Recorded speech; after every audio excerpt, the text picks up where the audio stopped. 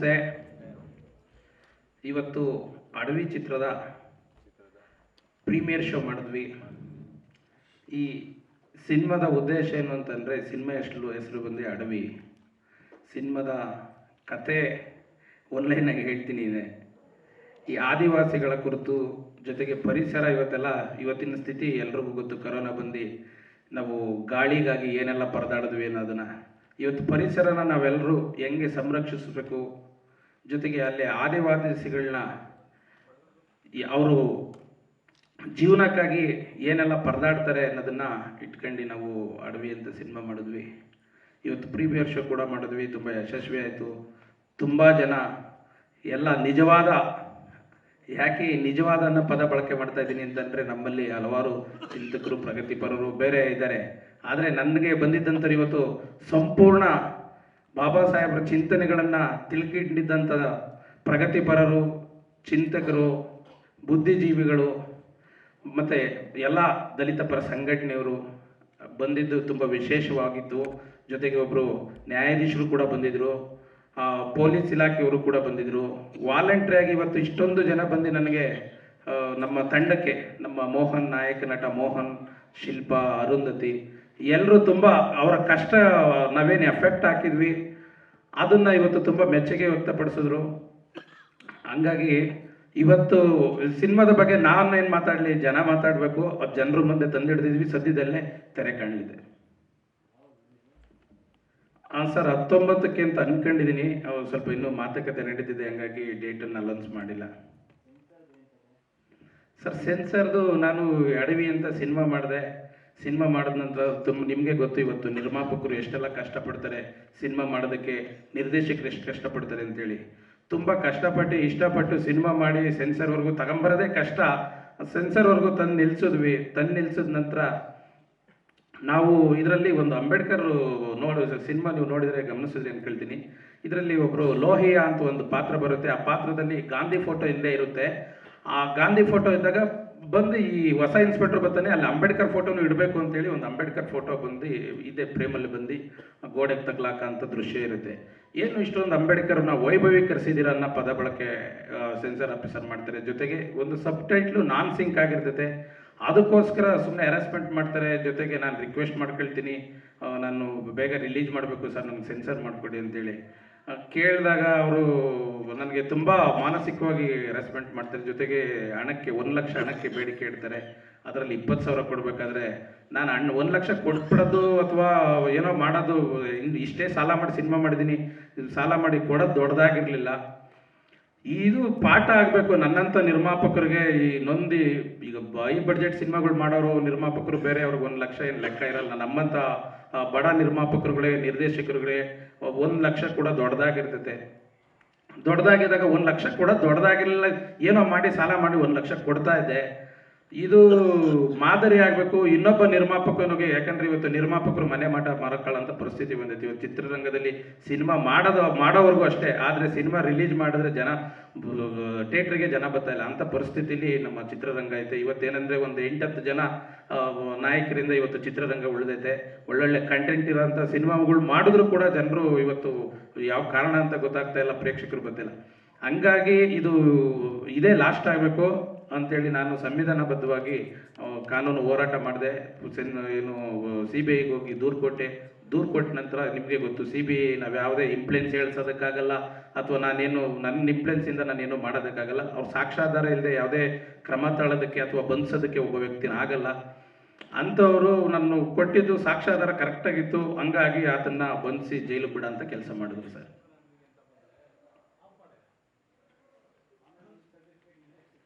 Sir certificate UA ಅವತ್ತೇ ಕೊಟ್ಟಿದ್ರು, certificate issue ಮಾಡಿರಲಿಲ್ಲ ಅಷ್ಟೇ. ಇವತ್ತು ಎಷ್ಟೋ ಜನ ನಿರ್ಮಾಪಕರು, ಇವತ್ತು ನಿರ್ದೇಶಕರ ಸಂಘದ ಅಧ್ಯಕ್ಷರು ಬಂದಿದ್ರು, ವಿಶ್ವನಾಥ್ ಸರ್, ತುಂಬ ನನ್ನ ಬಗ್ಗೆ ಮೆಚ್ಚುಗೆ ವ್ಯಕ್ತಪಡಿಸಿದ್ರು. ಎಷ್ಟೋ ಜನ ನಿರ್ಮಾಪಕರು ಗೋಳನ್ನು, ಎಷ್ಟೋ ನಿರ್ಮಾಪಕರು ಅನುಭವಿಸ್ತಿದ್ದ ಕಷ್ಟದ ವಿರುದ್ಧ ಇದು ಇತಿಹಾಸದ ಹೋರಾಟ, ಇದಾಗಬೇಕಿತ್ತು, ನಿನ್ನಂಥ ಯುವಕರು ಚಿತ್ರರಂಗಕ್ಕೆ ಬರಬೇಕು ಅಂತ ನನ್ನ ಬಗ್ಗೆ ತುಂಬ ಮೆಚ್ಚುಗೆ ಮಾತುಗಳನ್ನು ಆಡಿದ್ರು. ನನಗೆ ಅಷ್ಟೇ ಸಾರ್ಥಕ ಅನ್ನಿಸ್ತು. ನಾನು ಇಷ್ಟೆಲ್ಲ ಏನೋ ಮಾಡ್ತೀನಿ ಅನ್ನೋದಕ್ಕಿಂತ ನನ್ನಿಂದ ಒಂದು 10 ಜನ ನಿರ್ಮಾಪಕರಿಗೆ ಅನುಕೂಲ ಆಯ್ತಾ, ನಿರ್ದೇಶಕರಿಗೆ ಅನುಕೂಲ ಆಯ್ತು ಅಂತೇಳಿ ನಾನು ಕೂಡ ಖುಷಿಪಟ್ಟೆ ಸರ್. ಯಾಕೆ ಅಲ್ಲಿ ಪರ್ಟಿಕ್ಯುಲರ್ ತೆಗಿಯಂಥ ಸೀನೇ ಇಲ್ಲ ಸರ್ ನನ್ನಲ್ಲಿ. ನೀವು ಸಿನಿಮಾ ನೋಡಿದ್ರೆ ಏನು ಕೇಳ್ತೀನಿ, ಸಿನಿಮಾದಲ್ಲಿ ಯಾವುದು ಕಟಿಂಗ್ ಸೀನ್ ಇಲ್ಲ. ಸಿನಿಮಾ ಕಟಿಂಗ್ ಸೀನ್ ಇಲ್ಲ, ಯಾವುದೇ ಅಶ್ಲೀಲವಾದ ಪದಗಳ ಬಳಕೆ ಮಾಡಿಲ್ಲ, ಅಶ್ಲೀಲವಾದ ದೃಶ್ಯಗಳನ್ನಿಟ್ಟಿಲ್ಲ. ಅವರು ಅವ್ರಿಗೆ ಯಾಕೆ ಬಾಬಾ ಸಾಹೇಬ್ರು ಕಂಡ್ರೆ ಹಂಗಾಯ್ತು ಗೊತ್ತಿಲ್ಲ. ಏನು ಅವಶ್ಯಕತೆ ಇಲ್ಲದೆ ಇರತ್ತವೆಲ್ಲ ಇಷ್ಟೊಂದು ಅಂಬೇಡ್ಕರ್ನ ವೈಭವೀಕರಿಸಿದಿರಾ ಅಂತ ಅಂದರು. ಅದೇ ಸರ್, 2 ಫೈಟ್ ಇದೆ ಸರ್, ಅದರಲ್ಲಿ ಒಂದು ಸ್ವಲ್ಪ ರಕ್ತ ಎಲ್ಲ. ಹೌದೌದು ಸರ್. ಅದನ್ನ ನಾವು ಹೇಳೋದಕ್ಕೆ ಬರಲ್ಲ. ಯಾವ ಪಕ್ಷ ಆಗಲಿ, ಪಕ್ಷ ಅನ್ನೋದಕ್ಕಿಂತ ನಮಗೆ ವ್ಯಕ್ತಿ ಅನ್ನೋದು ಮುಖ್ಯ ಆಗ್ತದೆ. ನಮ್ಮದು ಪಕ್ಷ ರಾಜಕಾರಣ ಅಲ್ಲ. ಸಿನಿಮಾ ಒಂದು ಉತ್ತಮವಾದ ಸಿನಿಮಾ ಮಾಡಿದ್ದೀವಿ, ಜನರ ಮುಂದೆ ತಂದಿಟ್ಟಿದ್ದೀವಿ. ಬಾಬಾ ಸಾಹೇಬ್ ಅಂಬೇಡ್ಕರ್ ಅನುಯಾಯಿ ಆಗಿದ್ದೀನಿ. ನನ್ನ ಬ್ಯಾನರ್ ಹೆಸರೇ ಸಂವಿಧಾನ ಸಿನಿಕಂಬೈಸ್. ನಾನು ಏನಕ್ಕೆ ಸಂವಿಧಾನ ಸಿನಿಕಂಬೈಸ್ ಎಲ್ಲೋ ಆ ಪದ ಬಳಕೆ ಅವ್ರಿಗೆ ಸಹಿಸ್ಕೊಳಕ್ಕಾಗಿಲ್ಲ ಅನ್ನೋದು ನನ್ನ ಆಲೋಚನೆ, ವೈಯಕ್ತಿಕ ಆಲೋಚನೆ ಸರ್. ಸರ್ ಹೌದು, ನನ್ನ ಮೊದಲನೇ ಸಿನಿಮಾ ಇದು. ಅಡವಿ ನಾನೇ ನಿರ್ದೇಶನ ಮಾಡಿ, ನಾನೇ ನಿರ್ಮಾಣ ಮಾಡಿರೋಂಥದ್ದು. ಜೊತೆಗೆ ಪ್ರೊಡ್ಯೂಸರ್ ಆಗಿ ಮಧುಗಿರಿ ಸಾದಿಕ್ ಸಾಬ್ ಅಂತೇಳಿ ನನ್ನ ನೆಕ್ಸ್ಟ್ ಸಿನಿಮಾ ಪ್ರೊಡ್ಯೂಸರು. ಈ ಕತೆ ಕೇಳಿ ನಾನು ನಿನಗೂ ಕೂಡ ಸಹಾಯ ಮಾಡ್ತೀನಪ್ಪ, ಸಪೋರ್ಟ್ ಮಾಡ್ತೀನಿ ಅಂತೇಳಿ ಸಾದಿಕ್ ಸರ್ ಅವರು ನನಗೆ ಸಪೋರ್ಟ್ ಮಾಡಿದ್ದಾರೆ. ಅವರು ಕೂಡ ಪ್ರೊಡ್ಯೂಸರ್ ಆಗಿದ್ದಾರೆ. ಇದೇ ನನ್ನ ಮೊದಲನೇ ಸಿನಿಮಾ ಸರ್.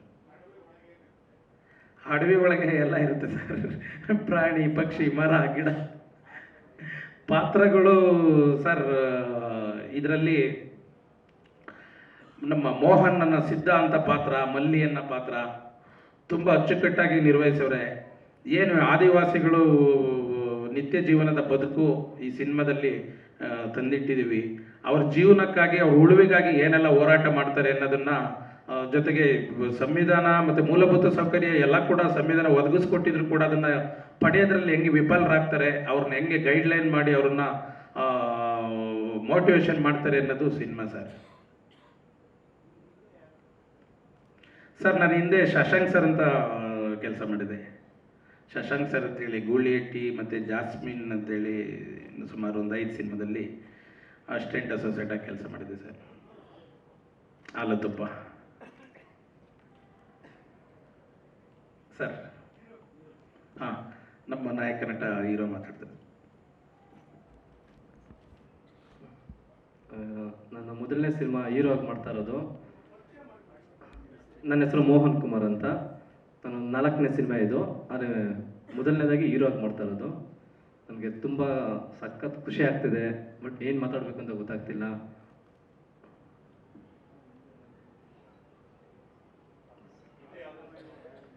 ಸರ್, ಹಿಂದೆ ಧೈರ್ಯಂ ಸರ್ವತ್ರ ಸಾಧನಂ ಅಂತ ಒಂದು, ಮತ್ತು ಕೆಂಡದೆ ಸರಗು ಅಂತ ಮಾಲಾಶ್ರೀ ಮೇಡಮ್ ಅವ್ರದ್ದು, ಗುಬ್ಬಿ ಮರಿ ಅಂತ ಒಂದು, ಅದು ಅವಾರ್ಡ್ ಕಂಟೆಂಟ್ ಒಂದು ಸಿನಿಮಾ.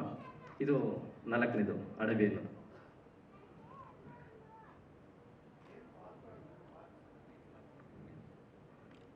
ಸರ್, ಇದು ಸಿದ್ಧ ಅನ್ನೋದು ನನ್ನ ಪಾತ್ರದ ಹೆಸರು. ಇದರಲ್ಲಿ ಆದಿವಾಸಿಗಳಿಗೆ ತೊಂದರೆ ಕೊಡ್ತಕ್ಕಂಥ ಜನಗಳ ವಿರುದ್ಧ ಹೇಗೆ ಹೋರಾಡ್ತಾನೆ, ಅಮಾಯಕ ಹುಡುಗ, ಅಮಾಯಕ ಹುಡುಗನಿಗೆ ತೊಂದರೆ ಕೊಟ್ಟಷ್ಟು ಅವನು ಫೈನಲ್ ಆಗಿ ಹೇಗೆ ತಿರುಗಿ ಬೀಳ್ತಾನೆ, ಹೇಗೆ ಅವನು ಹೋರಾಟ ಮಾಡ್ತಾನೆ ಅನ್ನೋದು ಈ ಪಾತ್ರ. ಈ ಪಾತ್ರನ ಕೊಟ್ಟಂತ ನನಗೆ ಟೈಗರ್ ನಂಗಣ್ಣ ಅವ್ರಿಗೆ ತುಂಬ ಧನ್ಯವಾದಗಳನ್ನ ಹೇಳ್ತೇನೆ.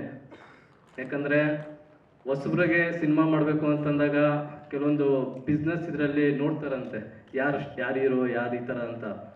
ಅದೆಲ್ಲ ತುಂಬ ತೊಂದರೆ ಇದ್ರೂ ನಮ್ಮಂಥ ಹೊಸಬ್ರನ್ನ ಹುಡುಕಿ ಅವ್ರಿಗೆ ಅವಕಾಶ ಕೊಡ್ತಕ್ಕಂಥ ನಾಗಣ್ಣ ಮತ್ತು ಆ ಥರದ ಎಲ್ಲ ಮನಸ್ಥಿತಿ ಇರತಕ್ಕಂಥವ್ರಿಗೂ ನಾನು ತುಂಬ ಧನ್ಯವಾದ ಹೇಳ್ತೇನೆ. ಯಾಕಂದರೆ ಅಂಥವ್ರಿಂದಲೇ ನಮ್ಮಂಥ ಹೊಸಬ್ರು ಇವತ್ತು ತೆರೆ ಮೇಲೆ ಕಾಣಿಸ್ತಾ ಇದ್ದೀವಿ. ತುಂಬ ಖುಷಿ ಆಗ್ತಿದೆ.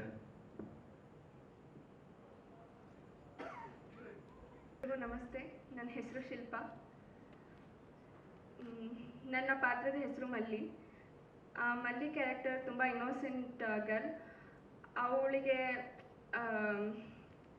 ಕಾನ್ಸ್ಟಿಟ್ಯೂಷನ್ ಬಗ್ಗೆ ಆಗಲಿ ಅಥವಾ ಬೇರೆ ಯಾವುದೇ ವಿಷಯದ ಬಗ್ಗೆ ಆಗಲಿ ಅಷ್ಟೊಂದು ಗೊತ್ತಿರಲ್ಲ. ಅದನ್ನು ಮೇಷ್ಟ್ರು ಗೈಡ್ ಮಾಡ್ತಾರೆ ಎಲ್ಲರಿಗೂ.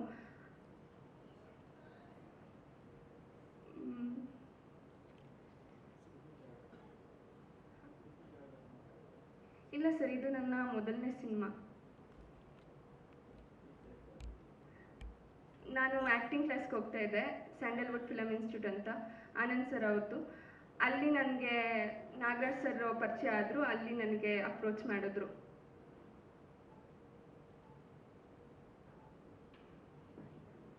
ಎಲ್ಲರಿಗೂ ನಮಸ್ಕಾರ. ಮೊದಲನೇದಾಗಿ ಎಲ್ಲ ವಾಹಿನಿಯವರು ಹೊಸ ಸಿನಿಮಾ ಮಾಡಿದ್ರೂ ಎಲ್ಲರೂ ಬಂದು ನೀವು ಪ್ರೋತ್ಸಾಹಿಸ್ತಿದ್ದೀರಾ, ನಮಗೆ ತುಂಬ ಖುಷಿ ಆಗ್ತಿದೆ ಎಷ್ಟು ಜನ ಬಂದಿರೋದು. ನನ್ನ ಇದರಲ್ಲಿ ಬಂದು ನಂದೊಂದು ಲೈಕ್ ರೂಡ್ ಆಗಿರೋವಂಥ ಒಂದು ಕ್ಯಾರೆಕ್ಟರ್ ಇದೆ. ಸಿದ್ಧನಿಗೋಸ್ಕರ ನಾನು ಈ ಸಿನಿಮಾದಲ್ಲಿ ತುಂಬ ಪ್ರಯತ್ನ ಮಾಡ್ತಿರ್ತೀನಿ, ಅವನು ನನ್ನನ್ನು ಲೈಕ್ ಮಾಡಲಿ ಅಂತ ಹೇಳಿ. ನನ್ನ ಫೀಲ್ಡ್ ಬಂದು ಮಾಡ್ಲಿಂಗ್. ನನಗೆ ಆ್ಯಕ್ಟಿಂಗ್ ಫೀಲ್ಡಲ್ಲಿ ಬರ್ಮಾಡ್ಕೊಟ್ಟಂತಹ ಟೈಗರ್ ಸರ್ಗೆ ನಾನು ಫಸ್ಟ್ ಥ್ಯಾಂಕ್ಸ್ ಹೇಳೋಕ್ಕೆ ಇಷ್ಟಪಡ್ತೀನಿ. ಅದೇ ಥರ ಈ ಸಿನಿಮಾನ ನಾವು ಒಂದು 3.5 ಮಂತ್ಸ್ ಈ ಸಿನಿಮಾಗೆ ಅಂತ ಹೇಳಿ ನಾವು ಒಂದು ಕಾಡಲ್ಲಿ ಹೋಗಿ ಆ ಕಾಡಲ್ಲಿ ಇದ್ದು ಅಲ್ಲಿ ಇರೋ ಜನದ ಜೊತೆ ಬೆರೆತು ನಾವು ಈ ಸಿನಿಮಾನ ಮಾಡಿದ್ದೀವಿ.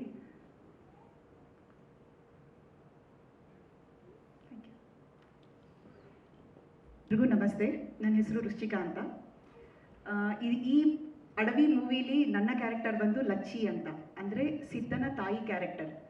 ಸೊ ಇದರಲ್ಲಿ ನನಗೆ ಫಸ್ಟು ನಾಗರಾಜ್ ಸರ್ ನನಗೆ ಹೇಳಿದಾಗ ನನಗೆ ತುಂಬ ಇಷ್ಟ ಆಯಿತು, ಯಾಕೆಂದರೆ ನಿಸರ್ಗ ಅಂದರೆ ನನಗೆ ತುಂಬ ಇಷ್ಟಪಡ್ತೀನಿ. ಆ ಕಾಡು ಇದು ಅಂದ ತಕ್ಷಣ ನಾನು ಫಸ್ಟ್ ಏನೂ ಮಾತಾಡಲಿಲ್ಲ, ಸರ್ ಖಂಡಿತ ಮಾಡ್ತೀನಿ ಅಂತ ಹೇಳಿದೆ. ಮತ್ತು ಅಲ್ಲಿ ನಮಗೆ ತುಂಬ ಚೆನ್ನಾಗಿ ಪ್ರೋತ್ಸಾಹ ಕೊಟ್ಟರು. ಇದು ನನ್ನ ಮೊದಲನೇ ಸಿನಿಮಾ. ಸೊ ಫಸ್ಟು ನಾನು ಈ ಥರ ಇದೆ ಸ್ಟೋರಿ ಅಂತ ಹೇಳಿದ್ರು, ಅಂದರೆ ಈ ಥರ ಒಂದು ಕ್ಯಾರೆಕ್ಟರ್ ಇದೆ. ಸೊ ಈ ಕ್ಯಾರೆಕ್ಟರಲ್ಲಿ ಈ ಥರ 2 ಶೇಡ್ ಬರುತ್ತೆ, ಒಂದು ಯಂಗರ್ ಶೇಡ್ ಬರುತ್ತೆ, ಅದಾದಮೇಲೆ ಓಲ್ಡರ್ ಶೇಡ್ ಬರುತ್ತೆ ಅಂತ. ಸೊ ಅದಕ್ಕೆ ನಂಗೆ ತುಂಬ ಖುಷಿಪಟ್ಟೆ, ಯಾಕೆಂದರೆ ಕೆಲವರು ಅಂದರೆ ನಾವು ಏನಾದ್ರು ಆ್ಯಕ್ಟ್ ಮಾಡ್ತಾ ಇದ್ದೀವಿ ಅಂದ ತಕ್ಷಣ 2 ಶೇಡ್ ಅಂದ ತಕ್ಷಣ ಕೆಲವರು ಹೆದರ್ಕೊಳ್ತಾರೆ. ಆ್ಯಕ್ಚುಲಿ ನನಗೂ ಸ್ವಲ್ಪ ಹೆದರಿಕೆ ಅಂತ ಅನ್ನಿಸ್ತು. ಅದಾದಮೇಲೆ ನನಗೆ ನಾಗಣ್ಣ ಅವರು ತುಂಬ ಚೆನ್ನಾಗಿ ಹೇಳಿಕೊಟ್ರು, ಅಂದರೆ ಹೇಗೆ ಮಾಡೋದು ಅಂದ್ಬಿಟ್ಟು. ಸೊ ಈವನ್ ಸಾಯಿರಾಮ್ ಸರ್ಗೂ ನಾನು ತುಂಬ ಥ್ಯಾಂಕ್ಸ್ ಹೇಳ್ತೀನಿ. ತುಂಬ ಚೆನ್ನಾಗಿ ಎಲ್ಲರೂ ತುಂಬ ಚೆನ್ನಾಗಿ ಟೀಮ್ ವರ್ಕಲ್ಲಿ ಚೆನ್ನಾಗಿ ಮಾಡಿದ್ದೀವಿ. ಸೊ ನಿಮ್ಮ ಪ್ರೋತ್ಸಾಹ ನಮ್ಮೆಲ್ರಿಗೂ ತುಂಬ ಮುಖ್ಯ. ನೀವು ಹುರಿದು ಮುಗಿಸಿದ್ರೆ ಇದೇ ಥರ ಮೂವಿಗಳನ್ನ ಸಾಕಷ್ಟು ಕೊಡಬೇಕು ಪ್ರಪಂಚಕ್ಕೆ ಅಂತ ತುಂಬ ಆಸೆ ಪಡ್ತಾ ಇದ್ದೀನಿ. Thank you.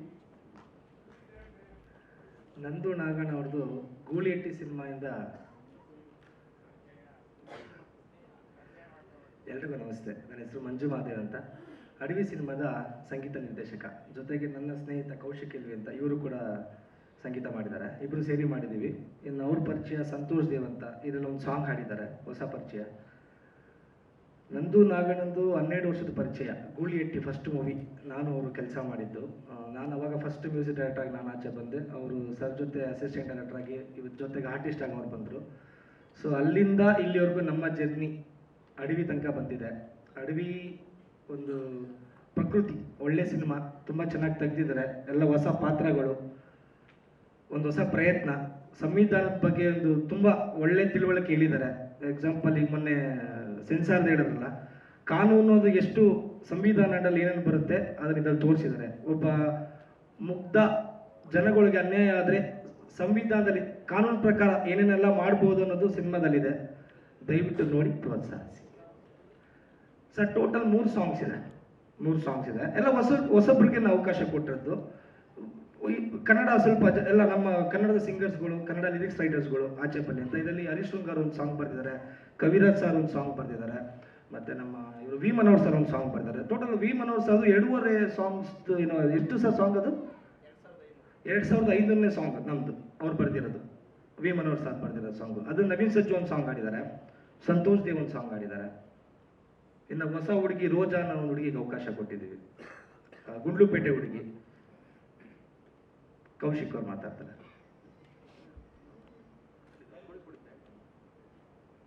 ಎಲ್ರಿಗೂ ನಮಸ್ಕಾರ. ನನ್ನ ಹೆಸರು ಕೌಶಿಕ್ ಅಂತ. ಈ ಸಿನಿಮಾದಲ್ಲಿ ಬ್ಯಾಕ್ಗ್ರೌಂಡ್ ಸ್ಕೋರು ಜೊತೆಗೆ ಮಾಡಿದ್ದೀವಿ. ಸಿನಿಮಾ ತುಂಬ ಚೆನ್ನಾಗಿ ಬಂದಿದೆ, ಮತ್ತು ಆರ್ಟಿಸ್ಟ್ಗಳೆಲ್ಲ ತುಂಬ ನ್ಯಾಚುರಲ್ ಆಗಿ ಸಖತ್ತಾಗಿ ಮಾಡಿದ್ದಾರೆ. ಓವರಾಲ್ ನಿಮ್ಮ ಆಶೀರ್ವಾದ, ಪ್ರೀತಿ ನಮ್ಮ ಮೇಲಿತ್ತು ಅಂದರೆ ಸಿನಿಮಾ ಅಟ್ಲೀಸ್ಟ್ ಎಲ್ಲರಿಗೂ ಗೊತ್ತಾಗೋ ಥರ ಆಗುತ್ತೆ ಅಂತ ನಮ್ಮೊಂದು ಅಭಿಪ್ರಾಯ.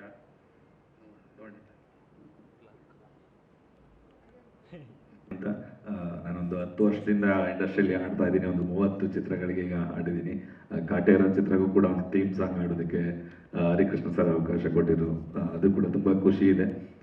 ಇದು ಒಂದು ಅದ್ಭುತವಾದ ಹಾಡು, ಒಂದು ಪ್ಯಾಥೋ ಸಾಂಗ್, ಯಾರಿಗೆ ಯಾರು ಅಂತ ನೀವು ನೋಡಿದ್ರಿ. ತುಂಬಾ ಖುಷಿ ಆಯಿತು. ಮಂಜು ಮಾದೇವ್ ಸರ್ಗೆ ಥ್ಯಾಂಕ್ ಯು ಸೋ ಮಚ್. ಹಾಗೆ ಹಾಡನ್ನ ಅಕ್ಸೆಪ್ಟ್ ಮಾಡೋದಕ್ಕೆ ನಮ್ಮ ಟೈಗರ್ ನಾಗ್ ಸರ್ ಅವ್ರಿಗೆ ಈ ಒಂದು ಚಾನ್ಸ್ ಕೊಟ್ಟಿದ್ದಕ್ಕೆ ಥ್ಯಾಂಕ್ ಯು ಸೋ ಮಚ್.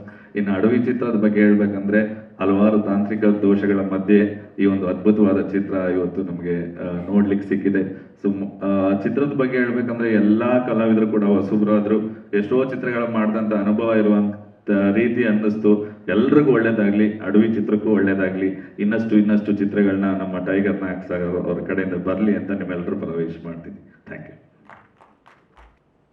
ಎಲ್ಲ ನನ್ನ ಹಿರಿಯ ಪತ್ರಕರ್ತರಿಗೂ ಮಾಧ್ಯಮ ಮಿತ್ರರಿಗೂ ನಾಗೇಂದ್ರ ಮಾಗಡಿ ಮಾಡೋ ನಮಸ್ಕಾರಗಳು. ಅಣ್ಣ ಕೇಳಿದರು, ನಾಗರಾಜನ ಅಡವಿಯಲ್ಲಿ ಏನಿದೆ ಅಂತ. ಅಡವಿಯಲ್ಲಿ ಒಂದು ದೊಡ್ಡ ಟೈಗರೇ ಕೂತಿದೆ. ಆ ಟೈಗರ್ ಅವಾಗ ಗರ್ಜನೆ ಮಾಡುತ್ತೆ, ಅವಾಗ ಅಟ್ಟಿಸ್ಕೊಂಡು ಬೇಟೆ ಆಡುತ್ತೆ, ಮಾಂಸ ತಿನ್ನುತ್ತೆ, ನಿದ್ದೆ ಬಂದರೆ ಮಲ್ಕೊಳ್ಳುತ್ತೆ. ಅವಾಗ ಅದೇ ಟೈಗರ್ ನಾಗ್. ಆ ಚಿತ್ರನ ಎಲ್ಲ ಅವರೇ ಆವರಿಸ್ಕೊಂಡ್ಬಿಟ್ಟಿದ್ದಾರೆ.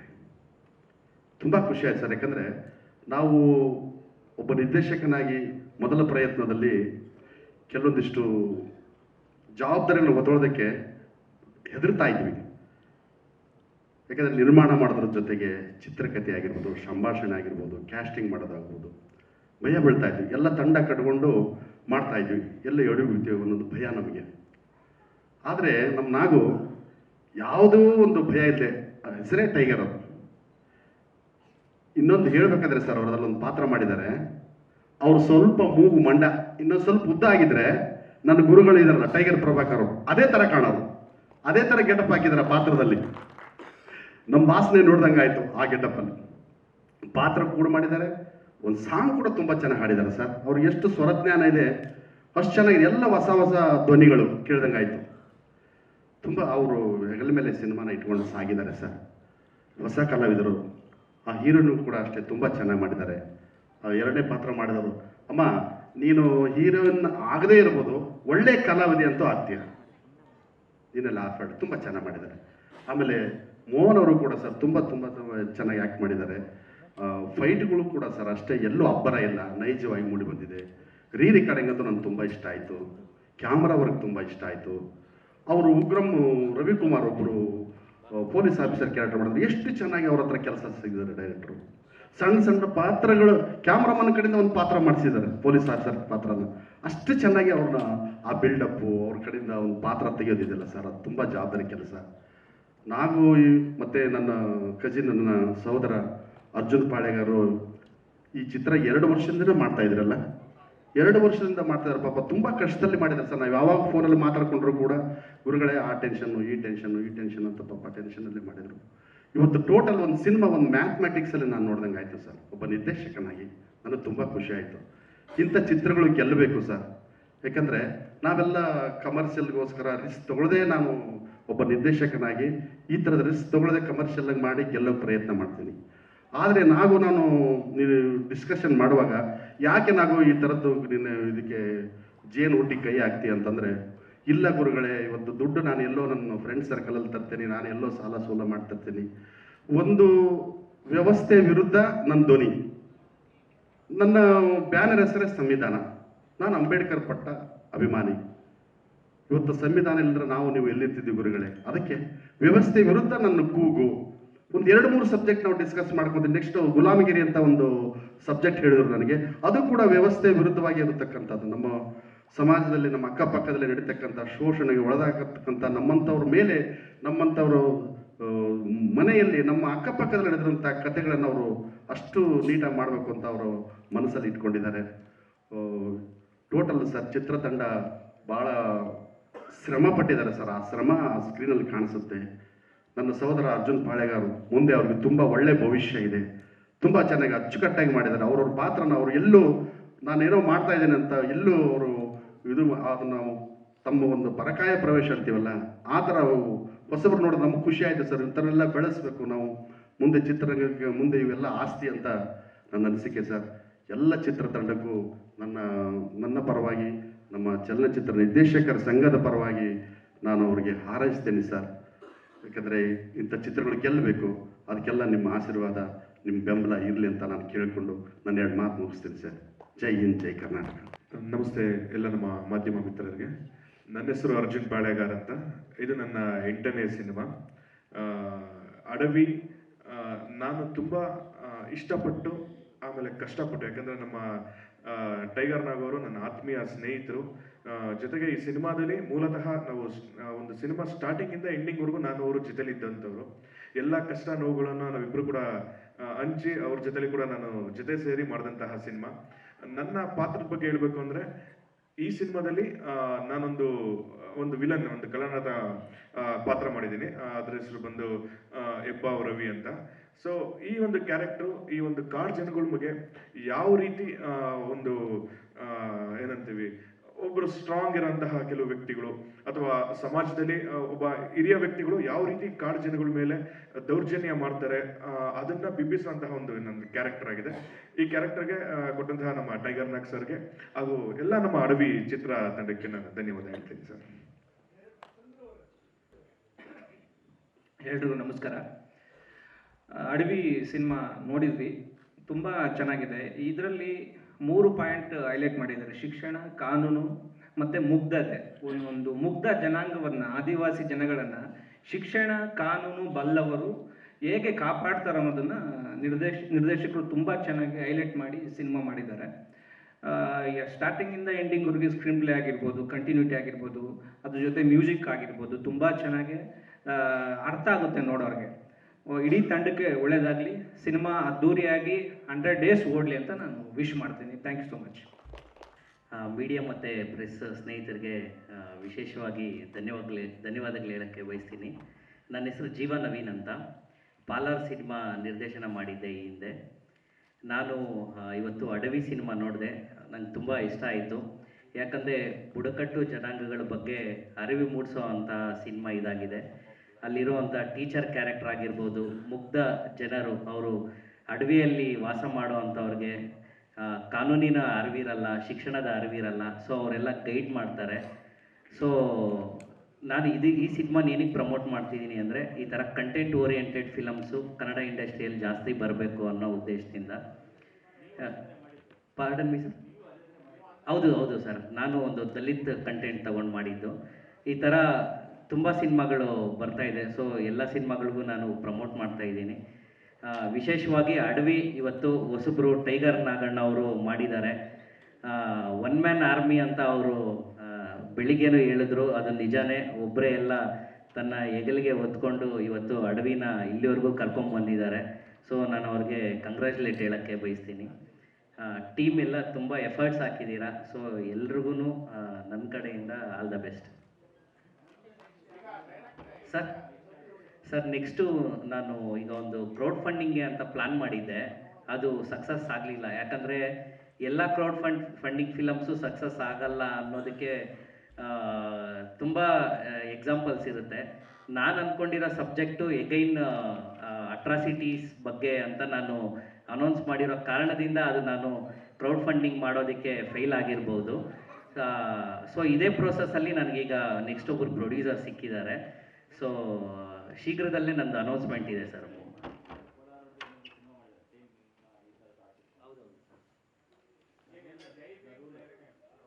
ಸರ್ ಅಂದರೆ ಸಂವಿಧಾನನೇ ಪ್ರೇರಣೆ ಸರ್. ಹೌದು ಸರ್, ಅದೇ ಸರ್.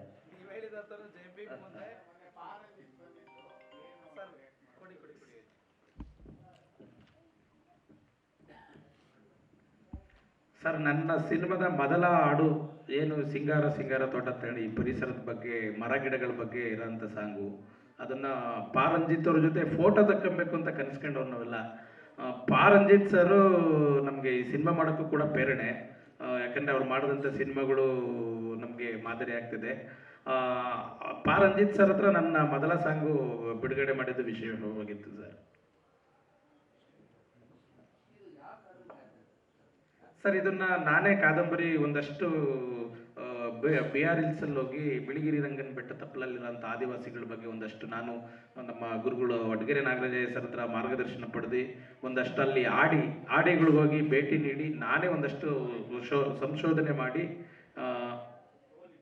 ಹೌದು ಸೋಲಿಗರದು ಸರ್, ಅದನ್ನು ನಾನೇ ಕಾದಂಬರಿ ಮಾಡಿ ಸಿನಿಮಾ ಮಾಡಿರೋಂಥದ್ದು ಸರ್. ಫಸ್ಟ್ ಕಾದಂಬರಿ ಮಾಡಿದೆ, ಇದನ್ನೇ ಸಿನಿಮಾ ಯಾಕೆ ಮಾಡಬಾರ್ದು ಅಂತ ನನಗೆ ಅನ್ನಿಸ್ತು. ಹಂಗಾಗಿ ನಾನು ಇದನ್ನು ಸಿನಿಮಾ ಮಾಡಿದೆ ಸರ್. ಅಡವಿ ಅಂತಲೇ ಇಟ್ಟಿದ್ದೀನಿ ಸರ್. ಇದನ್ನು ಮಾನ್ಯ ಗೃಹ ಸಚಿವರು ಬಿಡುಗಡೆ ಮಾಡಿದ್ರು, ಡಾಕ್ಟರ್ ಜಿ ಪರಮೇಶ್ವರ್ ಸಾಹೇಬರು.